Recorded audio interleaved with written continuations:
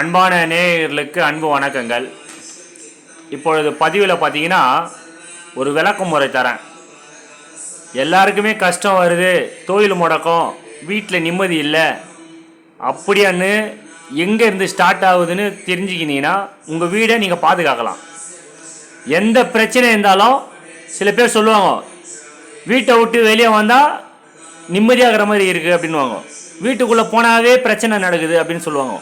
ஒருத்தருக்கும் ஒரு ரகமாக இருக்கும். சண்டை நடக்கும், பணம் தங்காமல் இருக்கும், தூக்கம் இல்லாமல் இருக்கும்.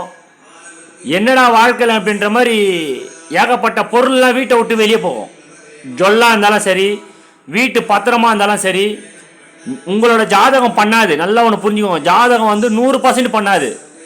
பண்ணோம் உங்கள் வீட்டில் இருக்கிற எல்லாரோட கிரகண பலனுக்கு ஏற்ற மாதிரி சில விஷயம் குறைபாடெல்லாம் பண்ணோம். வாசல் நம்மளை பாதுகாக்கிறதுக்கு தான் தலைவாசல் அப்படின்வாங்க. அந்த தலைவாசலில் எதனா பிழைகளோ குறைகளோ எதனா ஏற்பட்டாதான் வீட்டில் இருக்கிற பணமோ நோய் நொடியோ சொத்தோ தங்கமோ வீட்டை விட்டு வெளியே போகும்.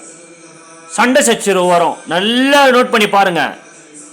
வீட்டோட வாசலில் அபசுகுணமான வார்த்தையை நின்று பேசுவாங்க. காத்தால கதவை திறக்கும் போது இவங்க கண்ணில் இவங்க எதிர் வந்துட்டாங்க, திறக்கும் போது இந்த உபாதையை வருது அப்படின்லாம் சொல்லுவாங்க. பார்த்துட்டீங்களா? மெயின் வாசக்காலுக்கு நீங்கள் வலுவை ஏற்றுனீங்கன்னா உங்கள் வீட்டில் இருக்கிற கஷ்டங்கள்லாம் விலகும். 99% கஷ்டம்லாம் போயிடும். இந்த எலுமிச்சை பழத்தை கட் பண்ணி வாசக்காலில் வைப்பாங்க. அது பலிப்பீடமாக அது வாசக்கால். லக்ஷ்மி கடாச்சாரம் கொடுக்குறது. உங்கள் வீட்டு குலதெய்வமே அங்கே தான் இருப்பாங்க. எலுமிச்சை பழத்தை தொங்க விடுறது, சில டிஸ்டி பொம்மையை தொங்க விடுவாங்க. வாசலில் ஆணி அடித்து அந்த தெய்வத்தை முடக்குவாங்க. இந்த சைட்லேருந்து அந்த சைடில் மாலை கட்டணும்னு சொல்லிட்டு வாசக்காலுக்கு ஆணி அடிப்பீங்க. இதெல்லாம் பிழை. அதே மாதிரி கேட்டு போடுவீங்க. அந்த வாசக்கால்லையே ஒட்டின மாதிரி ஒரு இரும்பு கேட்டு ஒன்று போட்டுருவீங்க.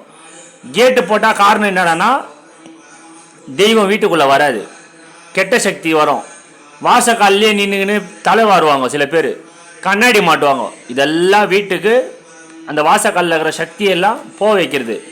அதுக்கு நீங்கள் நல்ல ஒரு விஷயத்த பவர்ஃபுல்லான ஒரு உங்களோட குடும்பத்தில் இந்த வாசக்காலோ தெளிக்கிற முறையோ மந்திர பிரயோகமோ கற்றுக்குன்னு இதை தெளிங்க. ஏதோ ஒரு மந்திரத்தை வாசக்காலில் பூஜை பண்ணி சாம்பிராணி தூபம் காமிச்சு உங்கள் வாசக்கால் வலு பெற்றால் மட்டும்தான் உங்கள் குடும்பம் வளர்ச்சி அடையும்.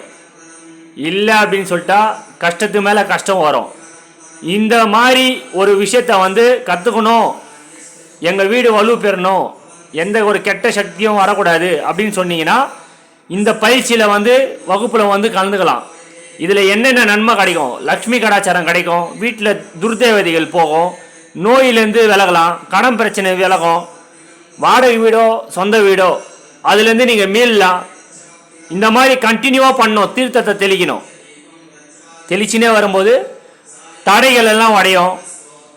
உங்களோட வீட்டில் இருக்கிற பிரச்சனைகள் சால்வ் ஆகும், கிரகண பலன் சரியாகும், நோய் உபாதைகள் குறையும். முயற்சி பண்ணி பாருங்கள். இதோட கட்டணம் 5500 ரூபாய். இந்த வகுப்பில் கலந்துக்கணும் அப்படின்னு கேட்டிங்கன்னா மந்திரத்தில் தீர்த்தத்தில் மந்திரம் சொல்லி உங்கள் வீட்டு வாசலில் தெளிக்கணும். இதுதான் இது முறை.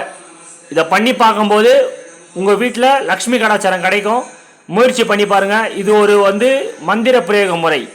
இந்த வீடியோ பிடிச்சா லைக் பண்ணுங்கள், ஷேர் பண்ணுங்கள், சப்ஸ்கிரைப் பண்ணுங்கள். மிக்க நன்றி.